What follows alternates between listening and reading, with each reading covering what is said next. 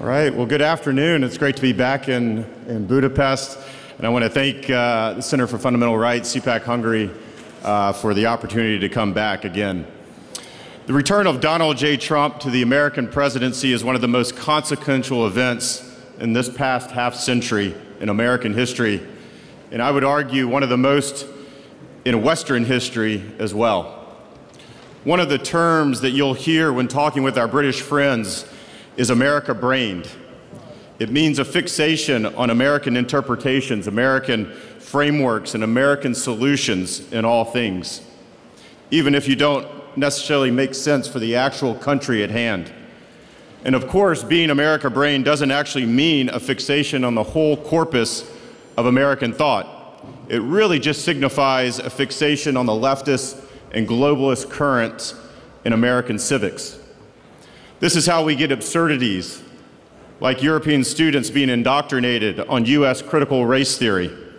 It's how we get the UK trying and failing to mimic American federalism to its own detriment.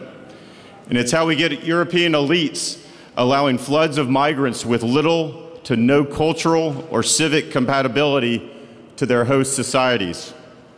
And this last is a consequence of ideas nurtured on the American left to the effect of the nation doesn't really exist, is infinitely expansive, and does not require generations of prior effort, and moreover has no moral right to define itself.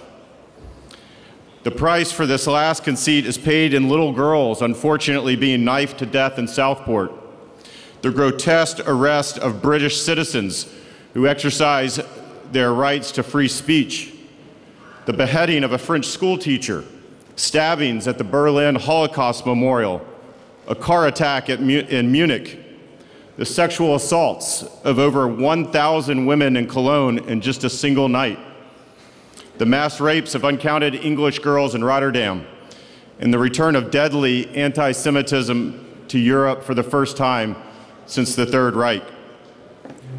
Europe's elites, unable to defend the very idea of their own nations and histories, thereby leave their peoples exposed to death and mayhem more commonly associated with wartime.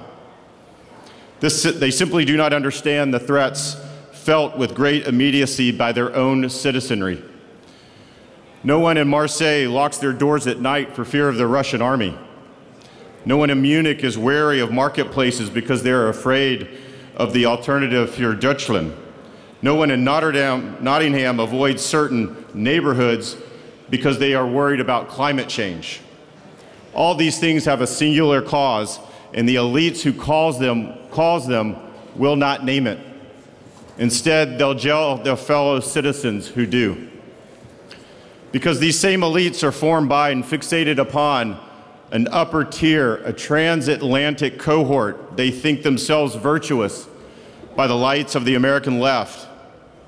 This is why this past February's address by our Vice President at the Munich Security Conference came as such a shock to European elites. They rarely, if ever, bother to liaison with, and still less to understand, the American right, by which I mean the American majority, considering it beneath them and contrary to their ideals. Of course, they don't pay attention to their own national majorities either. So I'm here today as an American, as a patriot, to urge you, our European friends, to stop being American-brained and to look instead to the natural and proper objects of politics as the West has understood them since Aristotle first wrote on this topic almost 25 centuries ago. The preservation of the nation, the defense of history and heritage, the right to define your own political community, and the securing of your faith, your families, and your communities. Or to simply put it differently, if you're going to be American-brained, then pay attention to the American majority that returned President Donald J. Trump to office, specifically because contrary to what you might hear, he endorses all of these things. His understanding of the political diverges radically from that of politicians because it is rooted not in an elite niche that is unmarooned from its own nation and society, but in the historical and enduring understanding of what the nation is and what its governance is for. For proof, you don't need to look any further than what he's done on migration, on reorientation of governance towards the national interest, and on trade.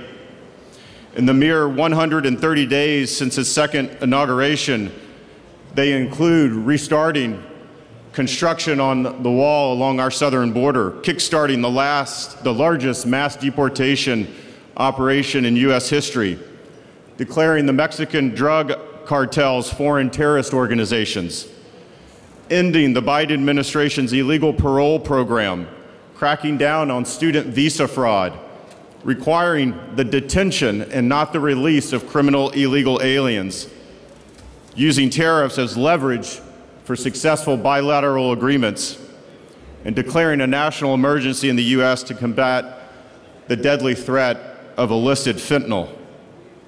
Now, the point here is not to deliver a laundry list. President Trump's achievements are extraordinary in that it's just the beginning. Come January 2029, what I've just shared with you will simply be remembered as a good start. For us Americans, we are glad for it and grateful for it. The nation is relieved to be under President Trump's stewardship that generally values them as such and not as objects for ideological transformation, but as citizens deserving a strong defense.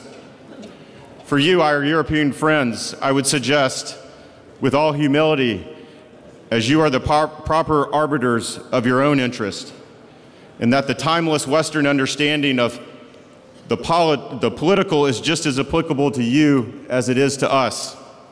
In fact, it may be more so. After all, every principle to which we appeal was conceived and articulated with European inheritance. Europe is the cradle of liberty. Europe is the bulwark of Christianity. Europe is the incubator of democracy and rights. And Europe is the pioneer of law-ordered liberty. And Europe is the mother of freedom of conscience. And if Europe is technically against all of these things now, then I would propose to you that it is because it is under the rule of an alien class that is un-European in its spirit and intent.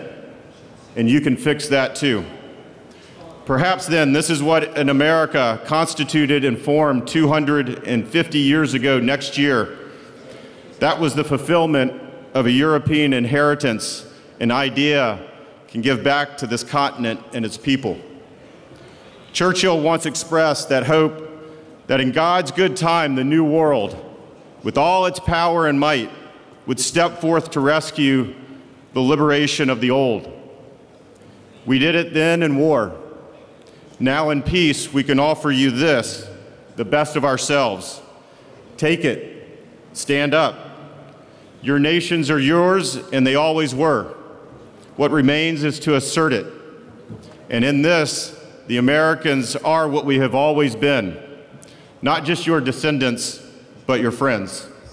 Thank you, and God bless.